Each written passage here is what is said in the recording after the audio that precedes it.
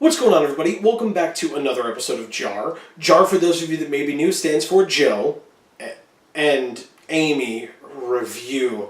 So, as you can see, Amy's not here this week. It is just a quick one, hopefully from the timestamp down below you'll see that, and I don't ramble on for too long. This is a quick one. There's no podcast this week. There's no edition of the story this week. This is the Modern Masters spoiler week, where Blake Rasmussen, who is in charge of the Magic Story podcast, has taken a week off. So instead of that, I just wanted to talk about some articles that I found interesting. Usually we do a review of Mark Rosewater's Odds and Ends article. There was not a lot of story references in this one, but there were a couple of questions that he asked that he wanted to get feedback on. So if you have the chance and you enjoy Mark Rosewater and hearing him talk about things, before I talk about it, I'm really not going to be going into a lot of spoilers, so maybe you can just stay here and check it out later. But if you go check out Odds and Ends for Aether Revolt, it is on Magic's website. I recommend it. I enjoyed it, hence why I'm partially reviewing it, but also partially just kind of giving my response to some of the questions that he asked for feedback on. And then we'll go into something else at the end. But first, one of the questions that Mark asked in his first week, because it's separated into two different articles, part 1 and part 2. The first article that he did, he asked the question if we as players wanted to see vehicles come back. And I know because Amy's not standing here, I will speak for her because I did hear her opinion on this. And her comment was, yes, please, for the love of God, yes. And I don't disagree with that. I think that vehicles coming back would be an awesome idea. I have been playing Magic for quite some time, and I've been following the news surrounding Magic for a while as well. And I am aware of what happened, and Mark Rosewater mentioned it himself in the article. I'm aware of what happened when Wizards went back and tried to remake Slivers. Now, I'm aware that they tried to remake Slivers in a core set, if you will, and it was met with mixed reviews at best, or just straight up being panned as a bad recreation at worst. And I would hate to see that happen with vehicles. I hated to see it happen with Slivers as well, but I would hate to see that happen with the vehicles. So what I would say is, yes, I would love to see vehicles back, but I would love to see vehicles back if it's necessary for vehicles to be back, and not just for vehicles to be thrown in because, hey, people like vehicles, so we get to say, hey, vehicles are back, and everybody cheers. But then a couple of months later, everybody who's talking about it starts saying, you know, these vehicles aren't as good, or they weren't properly executed, or whatever the case may be. So, for example, if there aren't pilots in the set, that might be a problem for vehicles. I don't know. I'm not a design guy, but for somebody who plays it, I loved the pilot aspect of, you know, this creature is a good driver of these vehicles, and so the vehicles get a benefit because of it. I just think that's really cool. And so I'd like to make sure that vehicles deserve a spot before they are given a spot, just so that everybody can kind of smile with nostalgia before they realize that it's not, you know, be careful what you wish for kind of a scenario. Now, on to Mark's second question. He wanted to know what we thought of Dark Intimations. Somebody had asked if Dark Intimations, that style of card that kind of previewed things to come in the future, if that was going to be something that we could expect to see more often. And his response was, what do we want? Dark Intimations is really cool. It's a way to look at a card and go, wow, yes, awesome. Nicol Bolas as a Planeswalker is coming back in Amonkhet.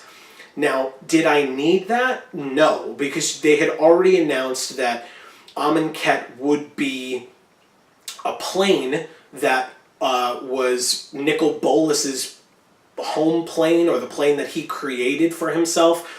So if Nicol Bolas wasn't a Planeswalker card in either Amonkhet or Hour of Devastation, they as a group would have been doing something wrong to begin with.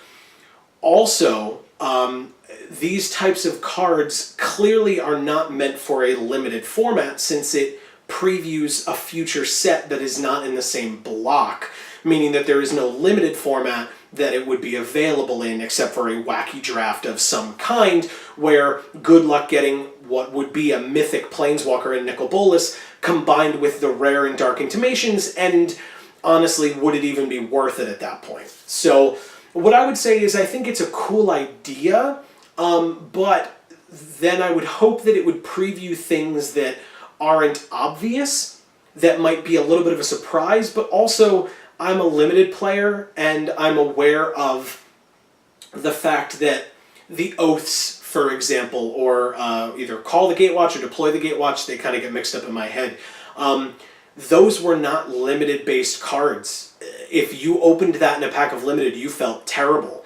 And while Dark Intimations is a great card, and that's not necessarily what I'm saying, I just don't want it to fall into that trap of, hey, this card cares about stuff that's coming up in the next set, or the next block even, so if you draw it or you open it in limited, feel bad, you know?